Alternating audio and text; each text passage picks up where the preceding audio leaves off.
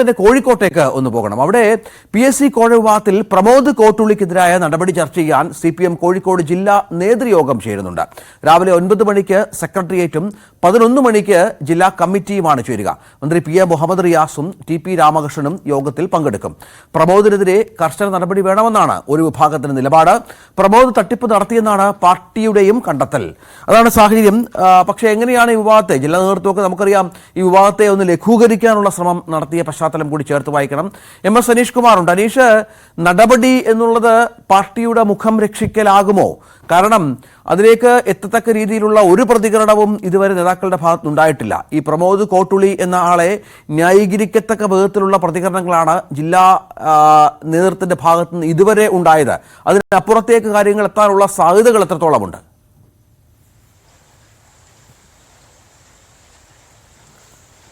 രഞ്ജിത്ത്, ഈ പരാതിയുമായി ബന്ധപ്പെട്ട വിവരങ്ങൾ പുറത്തു വന്നപ്പോൾ PSC അംഗമാകുന്നതിനായി കോഴ വാങ്ങിയുള്ള തട്ടിപ്പെന്ന രീതിയിലുള്ള പ്രചാരണമാണ് വന്നിരുന്നത്. പാർട്ടിയുമായി ബന്ധപ്പെടുമ്പോൾ അത്തരത്തിലൊരു തട്ടിപ്പ് നടന്നിട്ടില്ല, അല്ലെങ്കിൽ അത്തരമൊരു തട്ടിപ്പിന് ശ്രമിച്ചിട്ടില്ല എന്ന രീതിയിൽ തന്നെയാണ് ഇപ്പോഴും പറയുന്നത്. മറിച്ച് ഒരു PSC ജോലി വാങ്ങി നൽകാമെന്ന പേരിലൊരു തട്ടിപ്പ് പ്രമോദ് നടത്തിയെന്നാണ് പാർട്ടി ഘടകങ്ങൾ പറയുകയും ചെയ്യുന്നത്.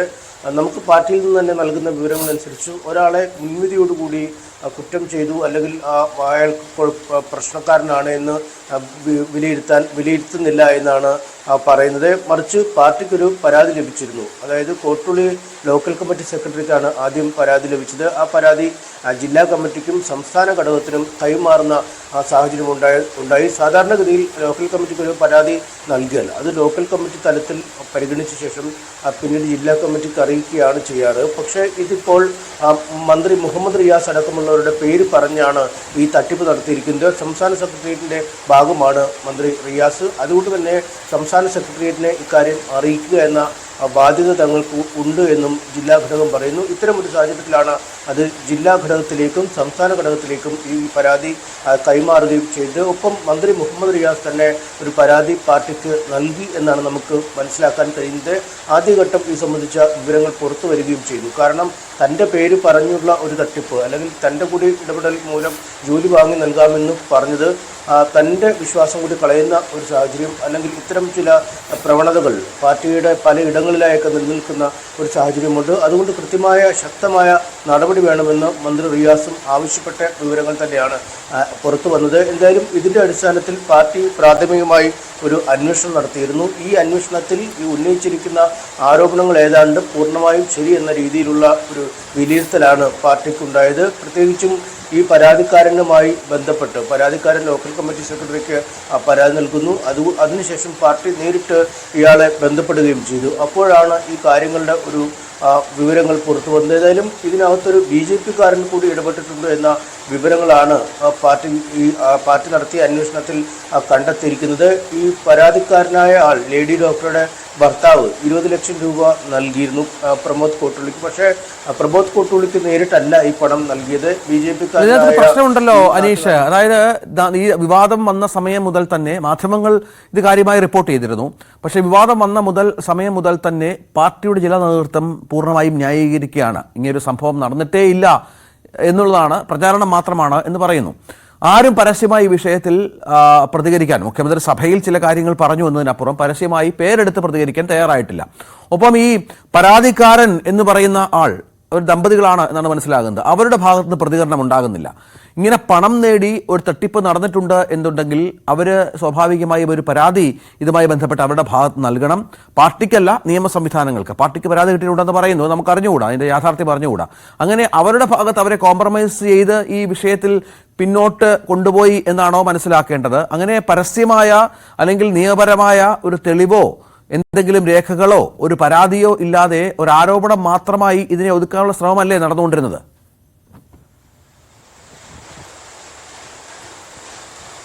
അങ്ങനെ പൂർണ്ണമായും പറയാൻ കഴിയില്ല. കാരണം പരാതി കുടുംബം നൽകാത്തതിന് അവരുടേതായ ന്യായങ്ങളുണ്ട്. കാരണം ഈ പരാതി ഔദ്യോഗികമായി നൽകിയാൽ, അല്ലെങ്കിൽ നിയമ സംവിധാനങ്ങളിലേക്ക് പോയാൽ ഒരുപക്ഷെ ആദ്യ പ്രതിയായി മാറുക ആ കുടുംബം തന്നെയാണ്. ആ ലേഡി ഡോക്ടർ തന്നെ ആവുന്ന ഒരു സാഹചര്യമുണ്ട്. കാരണം PSC-യുടെ പേരിലാണ് ഈ തട്ടിപ്പ് നടത്തിയത്. PSC ജോലി വാങ്ങി നൽകാമെന്ന, അല്ലെങ്കിൽ ആയുഷ് മന്ത്രാലയത്തിൽ ജോലി വാങ്ങി നൽകാമെന്ന പേരിൽ നടത്തിയ തട്ടിപ്പാകുമ്പോൾ ആ കുടുംബം തന്നെ ആദ്യ പ്രതിയായി വരുന്ന ഒരു സാഹചര്യത്തിലാണ് ആ കുടുംബം ആ പരാതിയിൽ നിന്നും പൂർണ്ണമായി വിട്ടു നിൽക്കുന്നത് എന്നാണ് മനസ്സിലാക്കാൻ കഴിയുന്നത്. പുറത്തുനിന്നുള്ള ആളുകൾ അവരുമായി ആശയവിനിമയം നടത്താൻ പോലുമുള്ള അവസരം ആ കുടുംബം നൽകുന്നില്ല. പലരും ആ വീട്ടിൽ പോയി നേരിട്ടൊക്കെ കാര്യങ്ങൾ അന്വേഷിക്കാൻ തയ്യാറെടുത്തതാണ്. പ്രതിപക്ഷത്തിൻ്റെ ആളുകൾ നിരന്തരം ബന്ധപ്പെടുന്നുണ്ട്. പക്ഷേ അവർക്കറിയാം ഈ പരാതിയായി പുറത്ത് നൽകിയാൽ വരാൻ പോകുന്ന കുഴപ്പങ്ങളെപ്പറ്റി അറിയാം. എന്തായാലും കോഴിക്കോട്ടുകാർക്ക് ഈ രാഷ്ട്രീയ വൃത്തങ്ങളിലൊക്കെ കൃത്യമായി അറിയാം ആരാണ് ഈ പണം നൽകിയ കുടുംബം, ആരാണ് ജോലിക്ക് ശ്രമിച്ചതെന്നൊക്കെയുള്ള കാര്യം കൃത്യമായിട്ട് അറിയാം. പക്ഷേ ഈ നിയമ നടപടികളുടെ പ്രശ്നം തന്നെയാണ് അവരെ ഇതിൽ നിന്നും മാറ്റി നിർത്തുന്നത്. ഒപ്പം ഈ CPM-ൻ്റെ ഭാഗം പരിശോധിച്ചാൽ CPM നേതാക്കളോട് നമ്മൾ ബന്ധപ്പെടുമ്പോൾ പറയുന്നത് വേണമെങ്കിൽ ഈ കേസ് ഒതുക്കി തീർക്കാം, കാരണം ഈ കുടുംബത്തിന് പണം ഇതിനകം നൽകി കഴിഞ്ഞിരിക്കുന്നു, അതുകൊണ്ട് ആ കുടുംബത്തിന് ഇനി പ്രശ്നങ്ങളില്ല എന്ന് പറഞ്ഞിട്ടുമുണ്ട്. കാരണം അവർക്ക് പണം ലഭിച്ചാൽ മതിയായിരുന്നു. പക്ഷേ ആ പാർട്ടി എന്ന രീതിയിൽ ഈ പ്രശ്നം ഒത്തുതീർപ്പായെങ്കിൽ പോലും ഇത്തരം പ്രവണതകളെ വെച്ചുപുറപ്പിക്കാൻ പറ്റില്ലെന്ന ഒരു നിലപാടിലേക്ക് തന്നെയാണ് പാർട്ടി എത്തിയിരിക്കുന്നതെന്നാണ് നമുക്ക് മനസ്സിലാക്കാൻ കഴിയുന്നത്. നമ്മളോട് സംസാരിക്കുന്ന നേതാക്കൾ അതുതന്നെയാണ് പറയുകയും ചെയ്യുന്നത്. ഈ നടപടിയുടെ കാര്യം മറ്റുമൊക്കെ ആദ്യം ഇത് നിഷേധിച്ചെങ്കിലും പിന്നീട് നടപടിയെടുത്ത ചരിത്രമുണ്ട്. കാരണം കോഴിക്കോട് ജില്ലയിൽ തന്നെ ജോർജ് എം തോമസിനെതിരായ നടപടി എടുത്തിരുന്നു. അന്നും ആദ്യഘട്ടത്തിൽ പാർട്ടി സെക്രട്ടറിയും പാർട്ടി നേതാക്കളുമൊക്കെ ഇത് പൂർണ്ണമായും തള്ളിക്കളയുന്ന ഒരു സാഹചര്യമാണ് ഉണ്ടായത്. ഒരു തരത്തിലുമുള്ള ആരോപണങ്ങളില്ല, അല്ലെങ്കിൽ ഒരു തരത്തിലുമുള്ള കുഴപ്പങ്ങൾ സഖാവിന് പറ്റിയിട്ടില്ല എന്ന രീതിയിലൊക്കെയാണ് പറഞ്ഞിരുന്നെങ്കിലും പിന്നീട് വളരെ നാടകീയമായി തന്നെ ജില്ലാ കമ്മിറ്റിയും ജില്ലാ സെക്രട്ടേറിയറ്റും ചേർന്ന ശേഷം അദ്ദേഹത്തിനെതിരെ നടപടി പ്രഖ്യാപിക്കുകയായിരുന്നു. അതുകൊണ്ട് ഇത്തരം ആദ്യഘട്ടത്തിൽ പറഞ്ഞ വാക്കുകൾ മുഖവിലക്കെടുത്ത് മുന്നോട്ട് പോകേണ്ടതില്ല. തെറ്റായ പ്രവണതകളെ ഒരു കാരണവശാലും പാർട്ടി അംഗീകരിക്കില്ല എന്നൊരു നിലപാട് തന്നെയാണ് സ്വീകരിച്ചിരിക്കുന്നത്. ഈ പ്രമോദ് കുട്ടുള്ളി കഴിഞ്ഞ ഏതാനും നാളുകളായി തന്നെ ഈ ജില്ലാ ഘടകത്തിന് മുന്നിലെ കരടാണ് എന്നാണ് നമുക്ക് മനസ്സിലാക്കാൻ കഴിയുന്നത്. ഇതിൽ ഏറ്റവും പ്രധാനം യുവതാര കുട്ടുള്ളി എന്ന പേരിലൊരു സമാന്തര സംവിധാനം പ്രമോദ് വികസിപ്പിച്ചെടുത്തിട്ടുണ്ട്. DYFI നേതാവായിരുന്നപ്പോഴായിരുന്നു അവിടുത്തെ പ്രാദേശിക ആളുകളെയൊക്കെ സംഘടിപ്പിച്ചൊരു സ്ഥാപനം ഉണ്ടാക്കിയത്. അതിനുശേഷം ഇതിൻ്റെ വീട്ടിലുള്ള ആഘോഷങ്ങൾ, കോട്ടുള്ളിയിലെ മഹോത്സവങ്ങൾ, അങ്ങനെ നിരവധി പരിപാടികൾ സംഘടിപ്പിക്കുകയും കുറച്ചധികം ആളുകൾ ഈ സംഘടനയിൽ പ്രവർത്തിക്കുന്നു. അത് പാർട്ടിക്ക് അപ്പുറമുള്ള ഒരു സംവിധാനമാണ് എന്നാണ് ആ പാർട്ടി വിലയിരുത്തുന്നത്. ആ കാര്യങ്ങൾ മുതൽ ഈ പ്രമോദിൻ്റെ സ്വത്ത് സമ്പാദനം അടക്കമുള്ള കാര്യങ്ങളെക്കുറിച്ചൊക്കെ പാർട്ടി പരിശോധിച്ച് വരികയാണ്. പുറത്ത് ഈ ബാങ്കിൽ ജപ്തി ഭീഷണിയുണ്ട് വീടിന്, അല്ലെങ്കിൽ സാമ്പത്തികമായ ബാധ്യതകളുണ്ട് എന്നൊക്കെ പറയുമ്പോഴും മറുവശത്ത് ചില ഇടപെടലുകൾ കഴിഞ്ഞ ഏതാനും നാളുകളായി നടത്തുന്നു എന്ന് പാർട്ടി വിലയിരുത്തുന്നുമുണ്ട്. ഇത്തരം കാര്യങ്ങളൊക്കെ കൂടി പരിഗണിച്ചാവും ഇന്നത്തെ ഒരു നടപടിയിലേക്ക് നീങ്ങുക എന്നാണ് നമുക്ക് മനസ്സിലാക്കാൻ. മന്ത്രി മുഹമ്മദ് റിയാസിന്റെ നിലപാടും ഈ വിഷയത്തിൽ വളരെ പ്രധാനപ്പെട്ടതാണല്ലോ അനീഷ്. കാരണം മുഹമ്മദ് റിയാസാണ് ആരോപണ വിധേയൻ. റിയാസിന്റെ അടുപ്പക്കാരനായിരുന്നു ഈ പ്രമോദ് കോട്ടുള്ളി എന്ന കാര്യം അവിടെ എല്ലാവർക്കും അറിയാവുന്ന പശ്ചാത്തലമാണ്. റിയാസിന്റെ അടക്കം പേര് ഉപയോഗിച്ചാണ് ഈ തട്ടിപ്പിലേക്ക് കാര്യങ്ങൾ എത്തിച്ചത് എന്നുള്ള തരത്തിലും പ്രചരണങ്ങളുണ്ട്. റിയാസിന്റെ നിലപാട് ഈ ശക്തമായ നടപടി വേണം എന്നുള്ളതാണല്ലോ. ആ തരത്തിൽ കാര്യങ്ങൾ മുന്നോട്ട് പോയാൽ പ്രമോദ് കോട്ടുള്ളിക്കെതിരെ ഇന്നത്തെ യോഗത്തിൽ ശക്തമായ നടപടി ഉണ്ടാകാൻ തന്നെയല്ലേ സാധ്യത?